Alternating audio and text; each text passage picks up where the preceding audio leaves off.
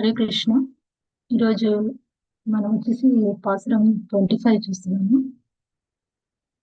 ஒருத்தி மகனாய் பிறந்து ஓரிரவில் ஒருத்தி மகனாய் ஒளித்து வளர தரிப்பிலான் ஆகித்தான் தீங்கு நினைந்த கருத்தை பிள்ளை பித்து கஞ்சன் வயிற்றில் நெருப்பென்ன நெடுமாலும் ஆசித்து வந்தும் பறை தருவதியாகில் திருத்தி தக்க செல்வம் சேவகமும் யாம் பாடி வருத்தமும் తీర్ந்து మగిందేలో ఏం బాగా. దీంట్లో మంగళాసనం చేస్తుంది. ఇది లాస్ట్ అన్నమాట.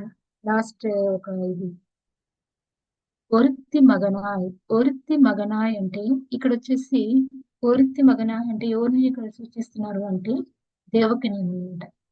దేవకి ఎంతో అదృష్టవంతురాలు అనమాట. ఎందుకంటే భగవంతుడు స్వయం ఆమె ఒక గర్భంలోకి వచ్చి అంటే ఆమెకి ఆ తల్లి అనే ఒక దాన్ని ఇచ్చారనమాట. సో అందుకని ఆమె వచ్చేసి చాలా అదృష్టవంతులు.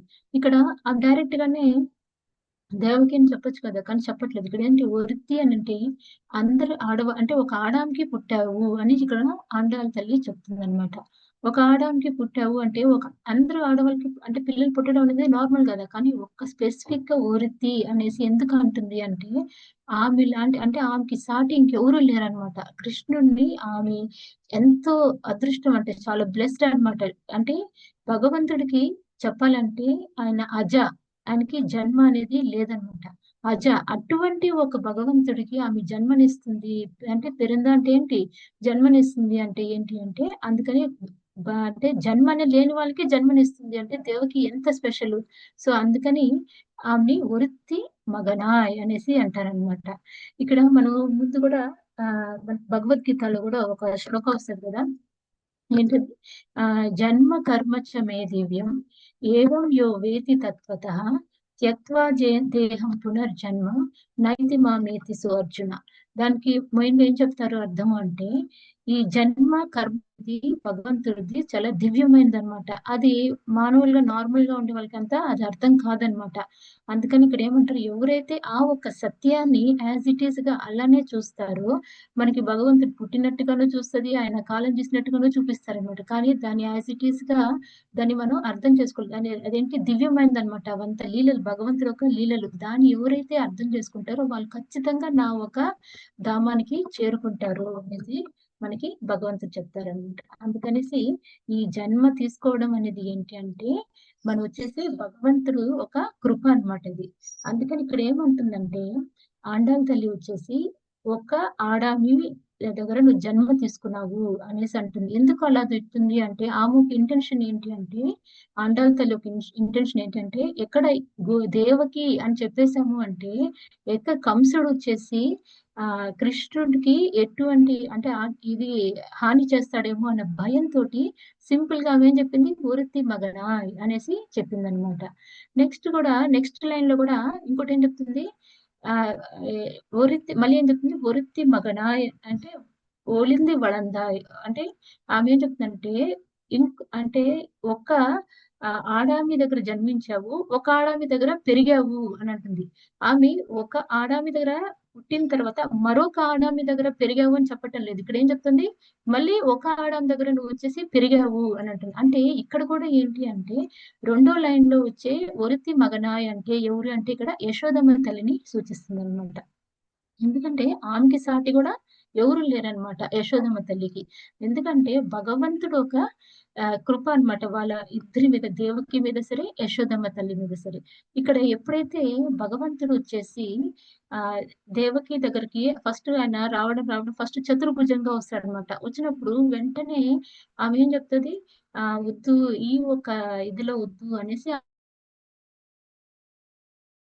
రెండు భుజాలతోటి వస్తారనమాట. ఇక్కడ ఏంటంటే దేవకికి ఆయన ఇచ్చింది ఏంటి అంటే అవతార రస అని అంటారు.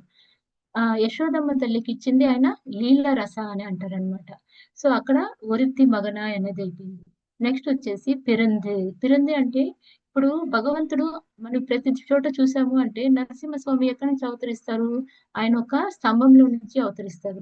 అదే మరిగా గజేంద్రుడు భగవంతుని పిలిచినప్పుడు ఎలా వస్తారు? ఆయన వచ్చేసి సడెన్‌గా అలాగా రష్ అయ్యి వచ్చేస్తారనమాట.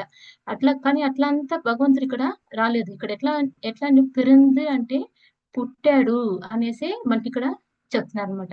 భగవంతుడు ఎందుకు దేవకి గర్భంలో పుడతాడు అంటే దేవకి ఒక తపస్సు వల్ల ఏదైనా గాని పిల్లలు పుట్టడం అనేది ఒక అంటే పిల్లోడుగా జన్మించడం అనేది ఏంటి అంటే ఆమె భగవంతుడి ఒక కృప, ఆమె ఒక తపస్సు 2 ఉంది కాబట్టి ఆడ దేవకి గర్భంలోకి ఆయన ఆయన పుట్టారు అనేసి వచ్చిందనమాట. ఇప్పుడు మనం అందరూ కూడా ఎవరెవరికి ఏ జీవాలకంతా కూడా ఎవరికి ఏ పిల్లలు పుట్టాలి అనేది ఎట్లాగా అంటే వాళ్ళు చేసుకున్న కర్మ అనుసారంగా వాళ్ళకి ఆ పిల్లలు అనేది పుడతారు అనేది మనకిక్కడ చెప్తారనమాట.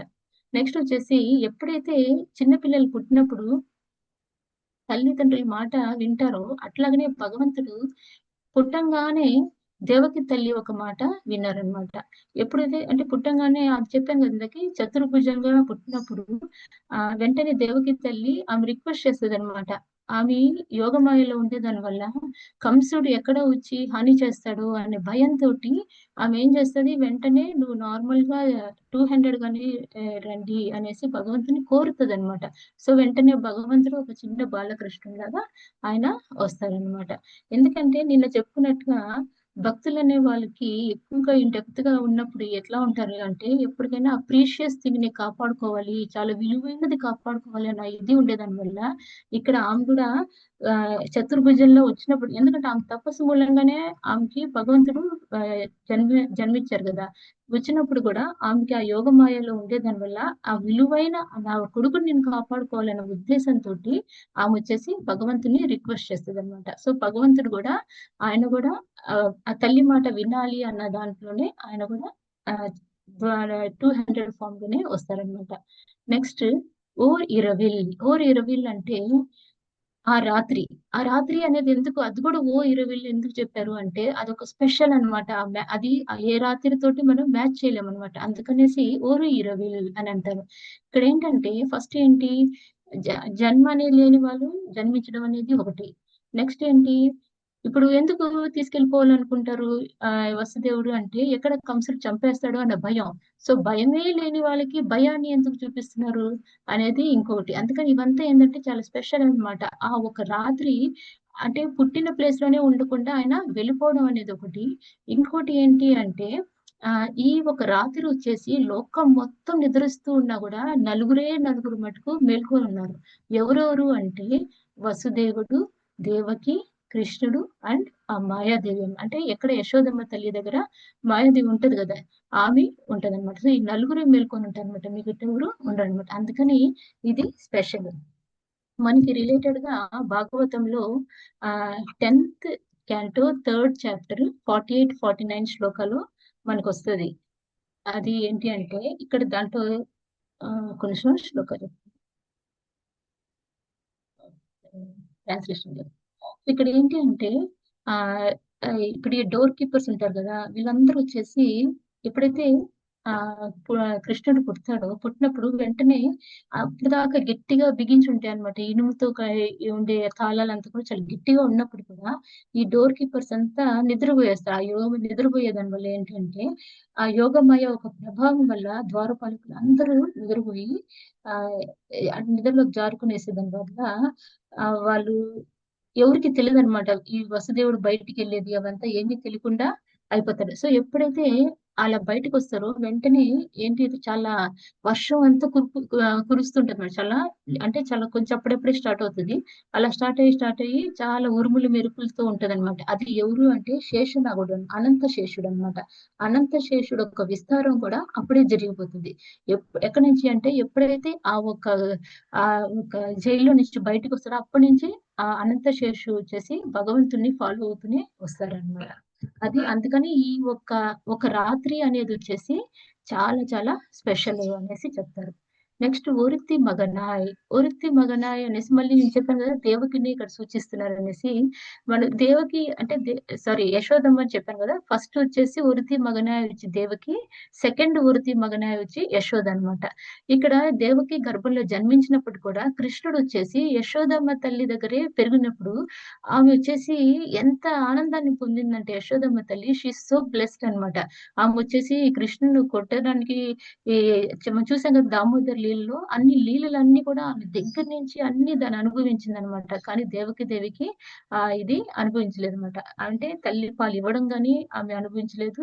ఇది చేయలేదనమాట. కానీ యశోదమ్మ తల్లి వచ్చేసి సో స్పెషల్. ఆమె వచ్చేసి చాలా అన్ని భగవంతుడి లీలలన్నీ కూడా ఆమె చూడగలిగిందనమాట. నెక్స్ట్ ఒలిత్తి వల్లరాయ్ అంటే భగవంతుడు ఎట్లా పెరిగాడు అంటే ఇక్కడ వచ్చేసి ఒలిత్తి అంటే ఏంటి అంటే దాంకొని సీక్రెట్ గా పెరిగాడనమాట. ఎందుకు అలా పెరగాల్సి వచ్చింది?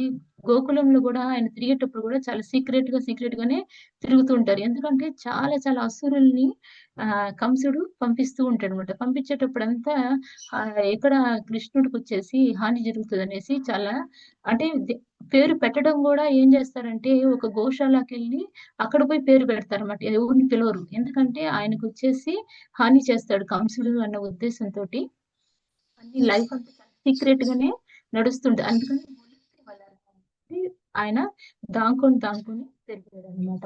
నెక్స్ట్ వచ్చి అంటే చెప్పాలంటే భగవంతుడు దాంకొని పెరగాల్సిన లేదు. కానీ ఇది భగవంతుడు ఒక లీల అన్నమాట. నెక్స్ట్ తరిక్కిలాన్ ఆగిత్. తరిక్కిలాన్ ఆగిత్ అంటే తట్టుకోలేకపోయాడు. ఎవరు? ఎప్పుడైతే కంసుడికి తెలుస్తుందో కృష్ణుడు వచ్చేసి ఇక్కడ పలానా చోట పెరుగుతున్నాడు అని తెలిసినప్పుడు ఇది ఎవరు చెప్తారు అంటే నారద ముని చెప్తాడనమాట. నారద ముని వచ్చేసి నిన్ను చంపాల్సిన చేస్తున్నాడు, పలానా చోట ఉన్నాడు అని నారద ముని చెప్తాడు. చెప్పంగానే ఇంకా కంసుడు తట్టుకోలేడు. ఇది ఎట్లాగని ఇట్లా చేసినా కూడా ఎట్లాగా వెళ్ళాడు అనేసి అది టాలరేట్ చేయలేనప్పుడు ఏమవుతుందంటే ఆయన వచ్చేసి చాలా మంది అసురుల్ని అన్ని పంపించేసి ఆయన ఎల్లప్పుడూ కోపంగానే ఉంటాడు. కృష్ణుడిని చంపాలి, ఇది చేయాలి, అది చేయాలి, ఇది చేయాలి అనేసి అనుకుంటూనే ఉంటాడు అనమాట. దానికి మనకి భాగవతంలో వచ్చేసి ఏ శ్లోకాల్లో ఉంటదంటే 10-24. దాంట్లో ఏంటంటే ఆయన ఒక సిచ్యువేషన్ చెప్తారనమాట. కంసుడు ఒక సిచ్యువేషన్ ఎలా ఉంటది అంటే ఆయన ఒక సింహాసనం పైన కూర్చున్నప్పటికి కూడా సరే, ఎక్కడ కూర్చున్నా సరే, పడుకున్నా సరే, ఎల్లప్పుడూ భగవంతుడి గురించే అనుకుంటూ ఉంటాడు అనమాట. తినేటప్పుడు, పడుకునేటప్పుడు, నడిచేటప్పుడు అంతా ఎల్లప్పుడు భగవంతుడి గురించే అనుకుంటాడు. కానీ ఎట్లా అనుకుంటాడంటే అన్ఫేవరబుల్ గా అంటే మనకి చెప్తారు కదా మనం అనుకునేది కూడా ఇప్పుడు మనకు ఒక శ్లోకం ఉంది. మన్మనా భవ మద్భక్తో మధ్యాజీమాం నమస్కురు అంటే మన్మనా భవ మద్భక్తో అంటే ఎల్లప్పుడూ దాంట్లో ఏం చెప్తారంటే పాజిటివ్ గా చెప్తారు. ఎల్లప్పుడూ భగవంతుని తలుచుకోవాలి. ఎలా తలుచుకోవాలి? మద్భక్తో భక్తులుగా మనం ఎప్పుడు అంటే ప్రేమతో మన భగవంతుడు అప్పుడు అనుకున్నాం అనమాట. ఈ తలుచుకోవడం అనేది ఏంటి? ప్రేమగా తలుచుకోవడం అనేది ఏంటి అని 2 డిఫరెన్స్ ఉంది. ఒకటి మనం ఇప్పుడు తలుచుకోవడం అనేది ఏంటి అంటే ఇప్పుడు కంసుడిలాగా ఇట్లా కూడా తలుచుకుంటారు. తలుచుకునేది అంటే మంచిగా తలుచుకోవడం ఒకటుంది. ప్రేమతో తలుచుకోవడం ఒకటుంది. ఒకటి ద్వేషంతో తలుచుకోవడం అనేది ఉందన్నమాట. ఇక్కడ కంసుడు ఎలా తలుచుకుంటున్నాడు? ద్వేషంతో తలుచుకుంటున్నాడు. అందుకని ఈయనొచ్చేసి ఏంటి ఎల్లప్పుడూ భగవంతుడిని ఆ ద్వేషంతోనే తలుచుకునేది వచ్చేసి ఏంటి అంటే మన్మన అంటే మనసులో భగవంతుని తలుచుకోవడం అనేది 2 రకాలుగా చెప్తారనమాట ఇక్కడ. సో అందుకని ఇక్కడ ఏంటి అంటే భగవంతుడు వచ్చేసి మన ప్రేమతో తలుచుకోవాలి కానీ ఇలా తలుచుకునే దాని వల్ల ఎటువంటి ఇది లేదు అనేది కూడా మనకి అంటే ఎట్లైనా భగవంతుని చేయాలి అనేది. సో ఎప్పుడు కంసుడు భగవంతుడు తలుచుకుంటూనే ఉంటాడు.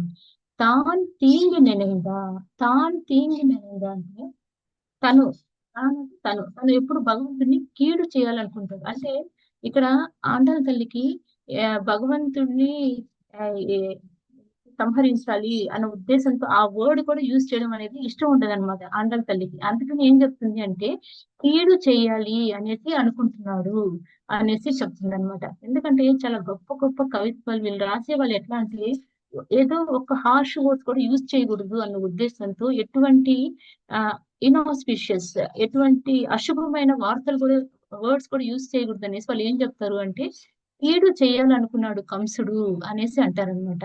దీని ఇప్పుడు మనం ఒక్కొక్కసారి మన ఎవరికో ఏదో చేయబోయి అది తిరిగి మనకే తగులుతది చూడు.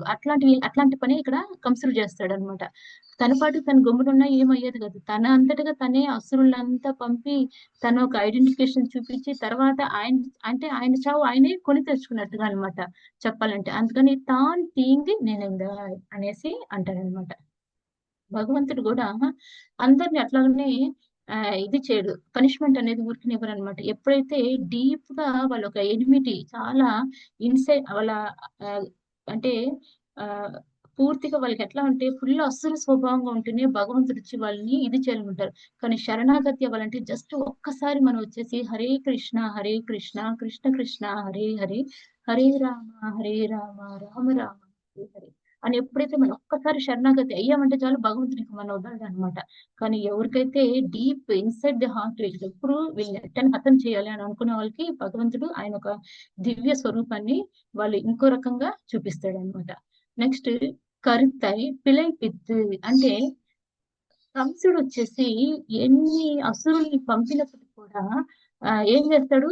అవంతా వచ్చేసి జస్ట్ ఎట్లాగా పిల్లలకి మేనమామ బొమ్మలు కొనిస్తే, ఆ బొమ్మలంతా వీళ్ళు ఆడుకొని విరిచేస్తారు చూడు. అట్లాగా మేనమామ అయిన ఈ కంసుడు పంపించిన అన్నిటిని ఒక చేత్తోటి బొమ్మలాగా అన్ని నలిపి ఆడుకొని పడేస్తాడనమాట కృష్ణుడు. So, smash చేసేస్తాడనమాట. ఆయనకదొక పెద్ద విషయమే కాదంట. అందుకని కరుత్తై అంటే ఆయన ఒక ఆలోచనలు ఆయన ఒక ప్లాన్స్ ఇవంతా ఏమంటారు కరుతే అంటారు. దానంతా స్మాష్ చేయడం అనేది పిల్లై పిత్తు అనేసి అంటారనమాట. నెక్స్ట్ ఏంటి కంజన్ వయిற்றில் నెరుపెన్న నిன்று అంటే ఎప్పుడైతే కృష్ణుడు ఉన్నాడు అని తెలవంగానే ఏమనిపించేది అంటే కంజన్ అంటే ఎవరు అంటే కంసుడు అనమాట. కంజన్ ఒక వైట్రిల్ అంటే ఆయన కడుపులో నిప్పులు కొక్కినట్టుగా ఉంటదనమాట. ఈ కృష్ణుడు ఉన్నాడు నన్ను చంపేస్తాడు అనే భయంతోటి ఎప్పుడు ఆ కడుపు మంటతోనే ఉండేవాడనమాట. దానికి ఇంకొక విధంగా ఎలా చెప్తారు అంటే దీంట్లో ఎలా చెప్తారు అంటే ఇప్పుడు మనకి మన ప్రీషియస్ థింగ్ ఎవరైనా తీసేసుకుంటారేమో అన్న భయంతో ఉన్నప్పుడు కడుపులో ఒకలాంటి ఫీలింగ్ ఉంటది కదా! అట్లాగనే ఈ గోపికలు వీళ్ళందరికీ ఏంటి అంటే ఇట్లా కంసుడు ఏమేమి చేసేస్తాడో అనేసి కడుపు మంటతో ఉంటారనమాట. అయ్యయ్యో! ఏమవుతదని భయంతో ఉంటారనమాట. కానీ కృష్ణుడికి అన్నీ తెలుసు కదా! సో, వాళ్ళు కడుపు మంట అంతా తీసుకొని పోయి ఆయన ఎక్కడ పెడతాడు అంటే కంసుడు ఒక కడుపులో పెడతాడనమాట. అందుకని ఏంటి అంటే కంజన్ వయటిల్ నెరుపెన్న నిండ్రి. సో, అందుకని కడుపు మంట అనేది కంసుడు దీంట్లో ఎక్కువ అజిటేట్ అయిపోతదనమాట. సో, కానీ కంసుడు ఎన్ని రకాలుగా అసురులను పంపినా గూడా ఎప్పుడు ఏ అసురులకి బృందావన వాసీలు గాని, కృష్ణుడు గాని ఎప్పుడు భయపడిందే లేదనమాట. మొన్న ధర్మరాజు ప్రభు కూడా చెప్పారు. అఘాసురుడు చేసి ఆ నోట్లోకి వెళ్ళేటప్పుడు ఏదున్నా కృష్ణుడు చూసుకుంటాడులే ఏం భయపడమనలేదు. అంటే వాళ్ళకి అంత వాళ్ళెప్పుడు రిలాక్స్‌డ్‌గా ఎంజాయ్ గానే ఉన్నారు గానీ, అమ్మ కృష్ణుడు ఇది చేస్తాడేమో, అది చేస్తాడేమో ఎప్పుడు వీళ్ళంతా భయపడింది లేదనమాట. సో, అంతా భగవంతుడు శరణాగతి పొందిన వాళ్ళు ఎప్పుడు భయం అనేది ఉండదనమాట. నెక్స్ట్ నెడుమాలే. సో, భగవంతుడు నెడుమాలే అంటే ఏంటి అంటే, భగవంతుడు ఎంత పెయిన్ తీసుకుంటాడంటే భక్తుల కోసం ఎందుకంటే ఆయనకొచ్చేసి చాలా విపరీతమైన ప్రేమనమాట. అది ఒకలాంటి అంటే మ్యాడ్ ఇన్ లవ్ అనమాట. భగవంతుడు వచ్చేసి భక్తుల పట్ల చాలా పిచ్చి ప్రేమ అనమాట భగవంతుడికి. అందుకని ఏంటి అంటే ఎంత పెయిన్ అయినా గూడా ఆయన తీసుకునేయగలుగుతాడనమాట. ఆయన ఒక ఆధిపత్యాన్ని మరియు ఆయన ఒక భక్తుల పట్ల ఆయనకున్న గొప్ప ప్రేమను అప్పుడప్పుడు భగవంతుడు ఈ రకంగా చూపిస్తూనే ఉంటాడనమాట. నెక్స్ట్ ఉన్నై ఆరతిద్దు. మేము ఇక్కడికొచ్చాము రిక్వెస్ట్ చేస్తున్నాము. ఎందుకు రిక్వెస్ట్ చేస్తున్నాము అంటే, దేనికొచ్చామంటే నిన్ను చూడడానికే మేమొచ్చాము అనేసి చెప్తారనమాట. మేమేమి మీరు నా గర్భంలో జన్మించండి అని అడిగేదానికి రాలేదు. మీరొచ్చేసి దాంకొని పెరగండి. నాతో దాంకొని ఉండండి అని చెప్పేదానికి మేమేం రాలేదు. జస్ట్ నిన్ను చూడడానికి మేమొచ్చాము అనేసి ఉన్నై అరతిద్దు అనేసంటారు. వందోం అంటే భగవంతుడు ఆయన ఒక దివ్య లోకంలో నుంచి వచ్చి మన కోసం ఈ భౌతిక జగత్తులో వచ్చేసి ఆయన ఎంత రిస్క్ తీసుకుంటాడు మన కోసం అనేది ఆయన ఒక గ్రేట్‌నెస్ మనెప్పుడు ఆహ్, అంటే భగవంతుడు ఒక గ్రాటిట్యూడ్‌ని మనెప్పుడు చేసి అంటే ఆయన మనకొచ్చిన కృపని మనం ఎప్పుడు గ్రాటిట్యూడ్‌తో మనం చూడాలనమాట. అంటే గుర్తించాలి. ఇప్పుడు మనకెవరైనా మంచి చేశారనుకో ఆ విషయాన్ని మనం ఎప్పుడు గుర్తిస్తూనే ఉండాలనమాట. అప్పుడు మనకి ఒక ఏంటి ఆహ్, అహం అనేది రాదు. లేకపోతే ఏంటి అంటే నేనే అన్ని చేస్తున్నాననే భావంతోటి మనం ఉంటాం. కానీ చెప్పాలంటే భగవంతుడు మన కోసం ఎంత చేస్తున్నాడు. మనం పడుకుంటే పొద్దున్నే లేస్తాము అనేది మనకి నమ్మకం లేదు. ఎప్పుడెప్పుడు ఏం జరుగుతదో కూడా తెలీదు. సో, అందుకనేసి భగవంతుడు ప్రతిరోజు మనకి ఇచ్చేదేంటి ఒక ఆపర్చునిటీ అన్నమాట. ఆ ఆపర్చునిటీ మనం ప్రాపర్‌గా యూజ్ చేసుకోవాలి. ఈచ్ అండ్ ఎవ్రీ డే వచ్చి మన ఆధ్యాత్మికంగా ఎలా ముందుకెళ్ళాలి అనేది మనం ఆలోచించుకోవాలి. ఈ ప్రాబ్లమ్స్ అనేది వస్తూ ఉంటాయి, పోతూ ఉంటాయి. అది కూడా ఎట్లాగా మనం చెప్పాం గదా! ఇవంతా తాత్కాలికమైనదనమాట. సో, అందుకని ఎవ్రీ డే వచ్చేసి మనకొక ఆపర్చునిటీగా భగవంతుడు మన కోసం ఎంత భగవంతుని ఒక గ్రేట్‌నెస్ మనం ఫీల్ అవ్వాలనమాట. నెక్స్ట్ తరుదియాగిల్ అంటే మేమొచ్చిన పని ఏంటి? పరై అంటే ఏంటంటే ఒక వాయిద్యం అన్నమాట. ఈ వీళ్ళు చేసే ఆ వ్రతానికి ఒక ఆ వాయిద్యం అనేది కావాలన్నమాట. అందుకనేసి నువ్వు తీర్చు అనేసి కూడా అడుగుతారన్నమాట. తరుది యాగిల్ అంటే ఇక్కడ ఏంటి అంటే ఇప్పుడు మనం ఇందాక చెప్పుకున్నట్టుగా మనకి భగవంతుడి దగ్గరికెళ్ళినప్పుడు అది ఇవ్వండి, ఇది ఇవ్వండి అని మనం అడుగుతూ ఉంటాం. అది అడిగేదాని వల్ల ఏంటి అంటే భగవంతుడికి తెలుసు వీళ్ళకి ఏది ఇవ్వాలి, ఏది ఇవ్వకూడదని. మనం ఫోర్స్ చేయకూడదనమాట. భగవంతుడు మనొక సర్వెంట్ కాదు. మనం అడిగిందన్నీ ఇచ్చేదానికి అనేది కూడా మనం ఇక్కడ తెలుసుకోవాలి.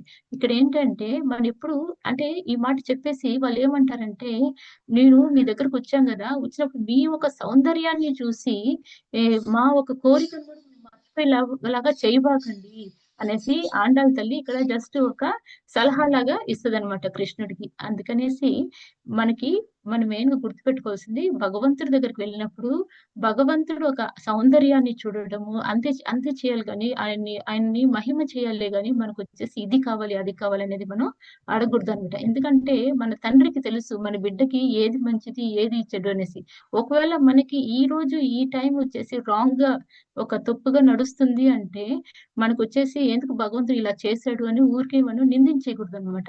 మనం ఏం చేయాలి దాన్ని ఆలోచించి ఏదిచ్చినా గూడా సరే, కష్టమైనా, సుఖమైనా ఏదైనా గూడా భగవంతుడి ఒక కృపనే అనేసి మనం అనుకోవాలనమాట.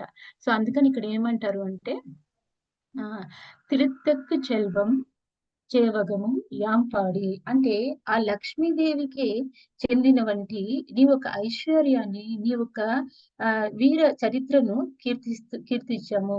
మేము ఇక్కడి దాకా వచ్చిన శ్రమను అంటే ఇక్కడి దాకా వచ్చేటప్పుడు తెల్లవారుజామున లేయడము, ఆ శ్రమ అంతా కూడా వాళ్ళు మర్చిపోతారు. అండ్ ఆల్సో ఈ కంసుడు ఆ ఒక్క భయాన్ని కూడా వాళ్ళు ఏం చేస్తారంటే మర్చిపోయి యాం పాడే మగిందేలు అదండి.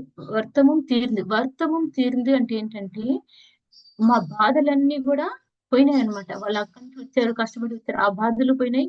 అంటే భగవంతుడి దగ్గర చేరుకోంగానే అందరి బాధలన్నీ గూడా అలా వెళ్ళిపోతాయన్నమాట. అందుకని ఆ వర్తం తీయందు మగిలిలోరెంపావాయ్ అంటే నిన్ను మహిమ చేయడమే మా యొక్క పని అనేసి కోరుతారు అంటారన్నమాట. సో, మెయిన్‌గా ఇక్కడ ఏంటి అంటే మనం నేర్చుకోవాల్సిందేంటంటే 2 మామూలుగా ప్రతి వాళ్ళకొచ్చేసి 2 కోరికలుంటాయి. ఏంటేంటి అంటే, ఒకటొచ్చి మనకు కావాల్సింది మన మన అంటే మనకిష్టమైంది మన దగ్గర ఉండాలి అని మనం అనుకుంటాం. మనకిష్టం లేనిది పోవాలి అనేసి అనుకుంటాం. అంటే లైక్స్ ఇష్టమైంది, ఇష్టం లేనిది అనేది ఉంటదంట. అది వచ్చేసి ఒక్కొక్క మనిషికి వేరు వేరుగా ఉంటది. అంటే వాళ్ళ స్వభావాల్ని బట్టి మారుతూ ఉంటదనమాట. సో, ఎప్పుడు గాని మనొచ్చి ఆధ్యాత్మికంగా ముందుకు వెళ్ళాలి అంటే, మనం వచ్చేసి ఏం ప్రాక్టీస్ చేయాలి అంటే, ఈ ఒక డ్యుయాలిటీస్ ఈ ద్వంద్వాలనంతా గూడా భగవంతుడు ఒక ఇన్‌స్ట్రక్షన్ ప్రకారంగానే జరుగుతుంది అన్న విషయాన్ని మనం తెలుసుకోవాలనమాట. దానికి మనకి భగవద్గీతలో ఒక శ్లోక ఏంటి అంటే, సుఖ దుఃఖే సమే కృత్వా లాభౌ అలాభౌ జయాజయౌ తతో యుద్ధాయ యుజ్యస్వ నైవం పాపం అవాప్స్యసి. అంటే సుఖ దుఃఖాలని వచ్చేసి మనం ఈక్వల్ గా చూడడం అనేది నేర్చుకోవాలన్నమాట. ఏది గాని భగవంతుడి కృప అన్నప్పుడు అంటే ఏదైనా బాధ వస్తే పూర్తిగా డిప్రెషన్ లోకి వెళ్ళిపోవడం, ఏదైనా ఎక్కువ ఆనందాన్ని మనకి ఫేవరబుల్ గా జరిగింది అంటే మనం దాన్ని ఎక్సైటెడ్ గా ఫీల్ అవ్వడం అలా అంతా ఏం లేకుండా మనం సమానంగా చూడడం అనేది నేర్చుకోవాలన్నమాట. అంటే బ్యాలెన్స్డ్ గా మనం చేసుకోవాలన్నమాట. అండ్ ఆల్సో మనం ఏం రియలైజ్ అవ్వాలి అంటే మనం వచ్చేసి ప్రకృతి పరంగా మన ఒక నేచర్ ఏంటి అంటే we are all servant to the lord. అంటే భగవంతుడికి వచ్చి మనం ఎప్పుడు సర్విట్యూడ్, అంటే ఎప్పుడు సేవాదారులు అనమాట. మనం ఎప్పుడు సేవ చేస్తాం. సో ఇప్పుడు మనకుండే ప్రాపర్టీ అయినా ఏదున్నా కూడా సరే కానీ అదంతా వచ్చి భగవంతుడు ఒక ప్రాపర్టీనే అనేసి మనం తెలుసుకునేసి మనం పూర్తిగా భగవంతుని సాటిస్ఫై చేసే దానికోసమే మనం ఏ పని అయినా అనేది చేయాలి. కానీ సెల్ఫ్ ఎంజాయ్మెంట్, మన ఒక ఇంద్రియ తృప్తి కోసం మనం అనేది చేయకూడదు అనమాట. ఏ ఒక్క కష్టం వచ్చినా కూడా సరే అది వచ్చేసి మన ఒక మంచి మంచి కొరకే. మన ఏదైనా గానీ చెడు జరిగిందంటే అదొక ఎక్స్‌పీరియన్స్‌గా నేర్చుకొని తెలుసుకొనే పోవాలే గానీ, మన దాని గురించి ఎక్కువగా డిప్రెషన్‌లోకనేది వెళ్ళకూడదనమాట. ఇవంతా చేయాలి అంటే మనకి స్ట్రెంత్ ఎలా వస్తది? అంటే మనం చూసామంటే భగవంతుడి నామ స్మరణం అనేది చేయాలనమాట. అండ్ భగవంతుడు ఒక పాస్ట్ టైమ్స్ అంటే ఆయన లీలలు చదవడం గానీ, ఆయన యొక్క గుణాల గురించి మనం చూడడం గానీ, ఇవన్నీ చేసేదాని వల్ల ఎందుకంటే ఇప్పుడు ఆండాళ్ళ తల్లి ఫస్ట్ నుంచి చెప్తా వచ్చింది కూడా అదే. మెయిన్ గా ఏమేం చేసి ఆయన గుణాల గురించి అవే చెప్తూ వచ్చిందనమాట. అలా చేసే దాని వల్ల ఏమవుతుందంటే మనం వచ్చేసి చిన్న చిన్నగా మెటీరియలిస్టిక్ లైఫ్ స్టైల్ నుంచి పూర్తిగా ఆధ్యాత్మికమైన లైఫ్ స్టైల్ ని మనం మార్చుకోవాలన్నమాట. హరే కృష్ణ. హరే కృష్ణ మాతాజీ. Thank you. Hare Krishna. Thank you Vidya. చాలా బాగా చెప్పావు. ఏమి ప్రిపేర్ అవ్వలేను మాతాజీ, పర్వాలేదు అని చెప్తూ మొత్తం చాలా బాగా చెప్పావు. రేతి గోపి మాతాజీ, మీరేమైనా ఇంకా పాయింట్స్ అంటే కవర్ చేస్తారా? హరే కృష్ణ విద్యామాతాజీ, వెరీ స్వీట్, చక్కగా ఉంది. హరే కృష్ణ.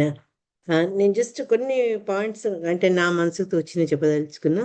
మన స్టార్టింగ్లోనే ఇక్కడ దేవకి యశోద యొక్క ప్రస్తావన వచ్చింది.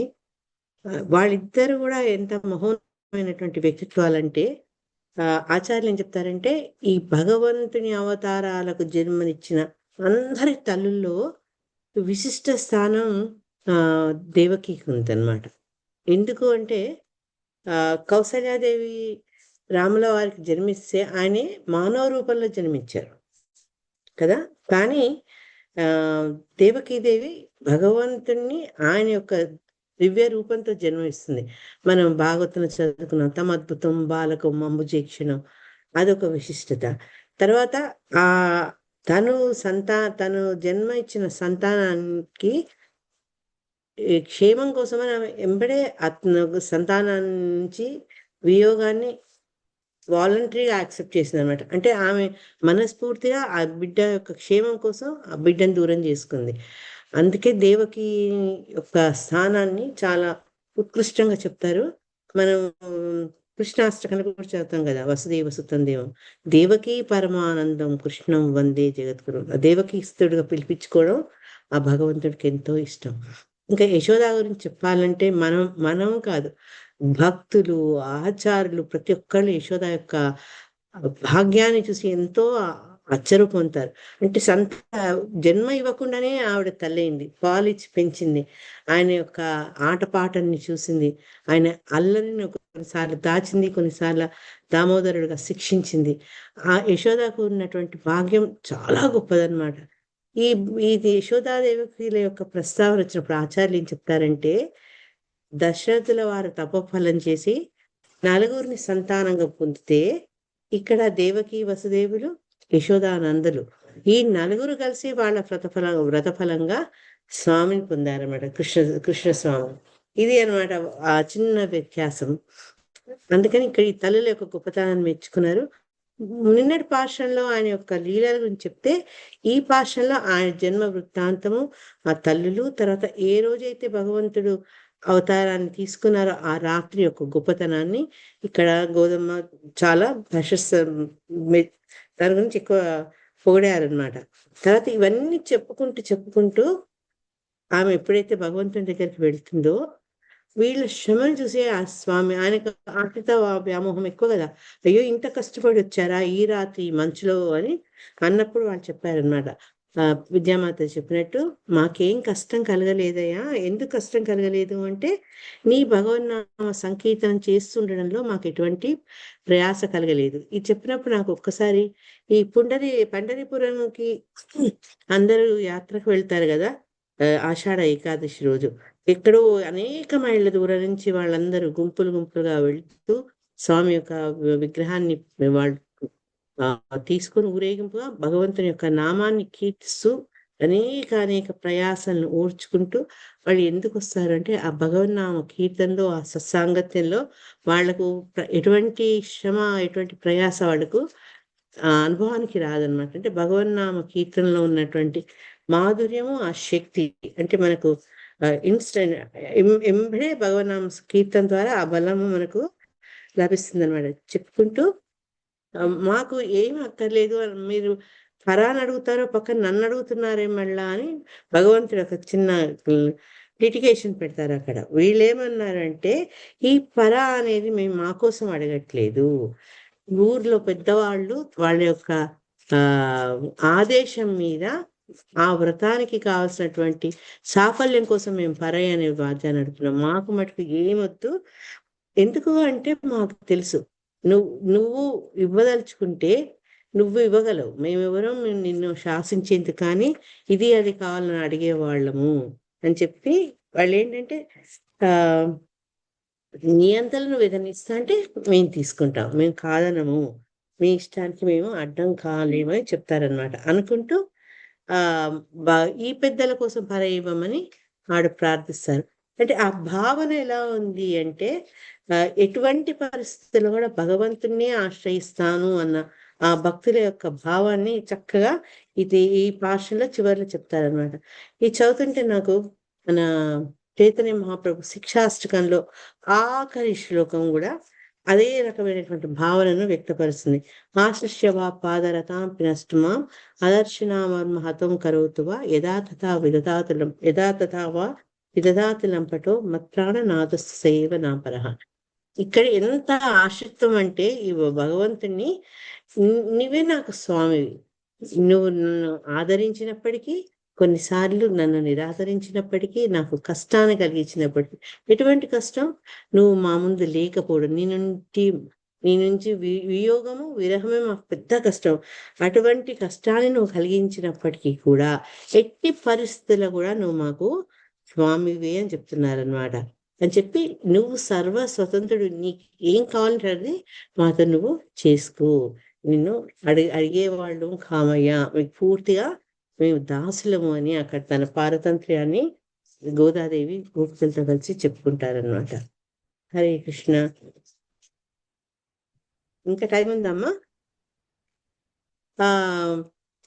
యశోదాదేవి కన్నా తల్లి కంటే ఇక్కడ గొప్పది అని చెప్పి అటువంటి తల్లిని ఎంత నువ్వు ఆదరించుంటావు, ఎంత ప్రేమించుంటావు కదా. ఎందుకంటే నిన్ను చంపాలన్న ఉద్దేశంతో వచ్చినటువంటి పూతనకి మాతృస్థానం ఇచ్చావు. పూతన యొక్క దేహాన్ని ఎప్పుడైతే వీళ్ళు కాలుస్తారు, శ్రీమద్ భాగవతంలో వస్తుంది, కొన్ని మైళ్ళ దూరంలో మంచి గంధం కాలిన వాసన వస్తుంది. ఎందుకంటే అక్కడ భగవంతుని యొక్క స్పర్శ, భగవంతుని అనుగ్రహం పొందింది. కాబట్టి ఎవరైతే దురుద్దేశంతో వచ్చారో ఆ పూతనకే అటువంటి స్థానం ఇస్తే, జీవితం అంతా తన కృష్ణయ్య అనుకున్న యశోదా తల్లికి ఆమెకి ఇంత ఉత్తిష్టమైన స్థానాన్ని భగవంతుడు ఇచ్చాడు కదా అని ఇక్కడ గోదాదేవి తలుచుకుంటుంది అనమాట.